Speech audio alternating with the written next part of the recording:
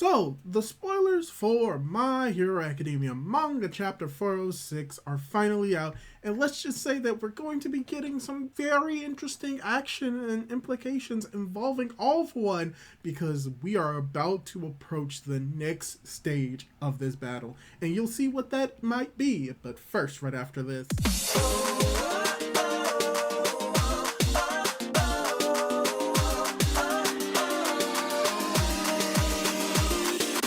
Hey guys, how's it going? It is your boy, Manga Man True, and I'm here to cover the manga spoilers for My Hero Academia Manga Chapter 406.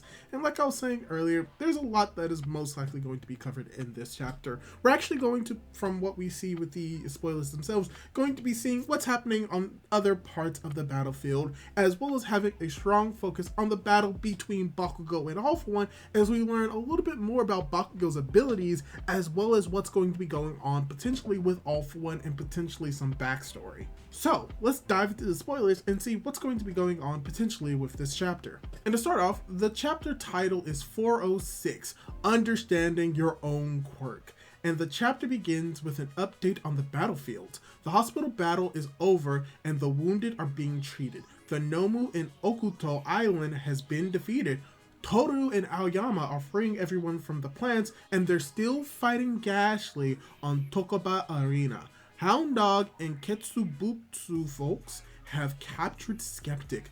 Kamakiri and Kuroiro helped completing the evacuation to Ketsubutsu, and all the villains in Jaku have been captured. But the whereabouts of Eraserhead, Present Mike, and Kurogiri remain unknown. We see Nagant laying on top of the building. She remembers Rocklock saying that the plan hinges on their faith in Deku and thinks Izuku Midoriya. Cut back to the fight, and All Might is impressed by Bakugo's speed. Edshot then explains what happened to his quirk. The speed he unlocked right before dying surpassed even Shigi All For One himself, so he's probably in the process of understanding something new about his quirk. He has to keep using it. All For One fell inside of a building and he's pissed, but says he'll have to kill Bakugo later. So yeah, the first part of this chapter is just really just getting a little bit of an overview of what's going on at the other areas. And something I would like to point out is that we get to see finally what's happening at Tokoba Arena, as well as getting to see where some other members of Class 1B are, and get to see what they've been doing. But overall, we're just getting a sort of recap. We get to see that both Lady Nagant as well as Edshot are still alive at this moment. For better or for worse, that is going to be the case. But like I said, for the most part, this is just getting to get a little bit of closure on some areas, as well as getting to see potential where we're going to be going next when it comes to places such as the arena, and potentially what's going on with Eraserhead, Present Mike, and Kurogiri.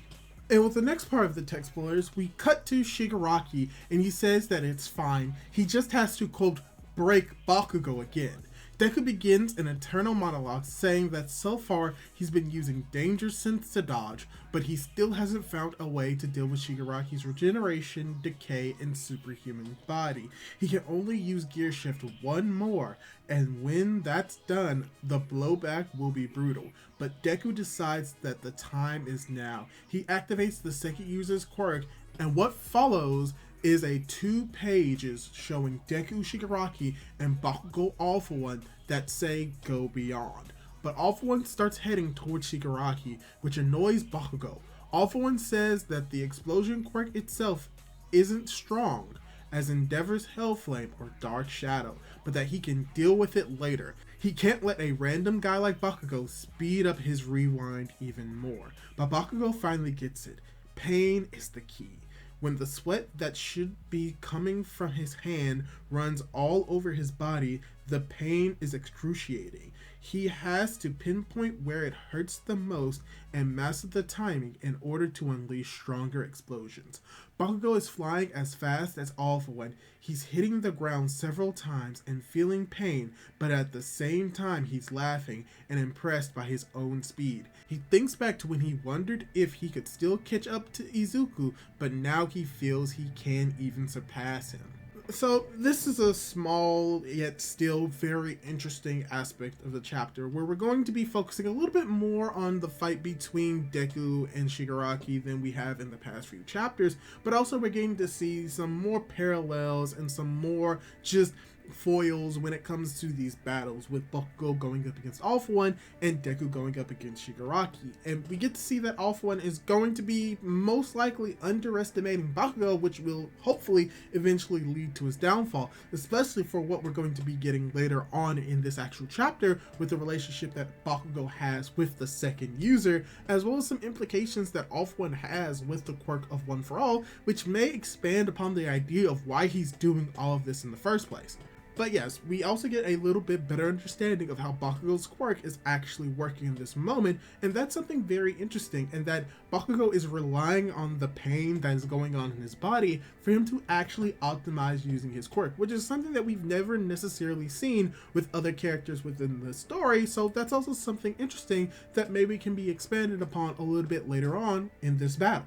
And now we're getting to the final part of this text spoiler, where it cuts to the evacuated citizens and Mitsuki tells Masumaru to look at the screen. He says that he can't because their son is facing All For One, but Mitsuki says that they have to watch the fight because she's sure Katsuki must be smiling like he always does.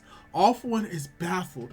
Why is this random guy making him angrier than All Might? And that's when it clicks. It's because he looks like the second One For All user.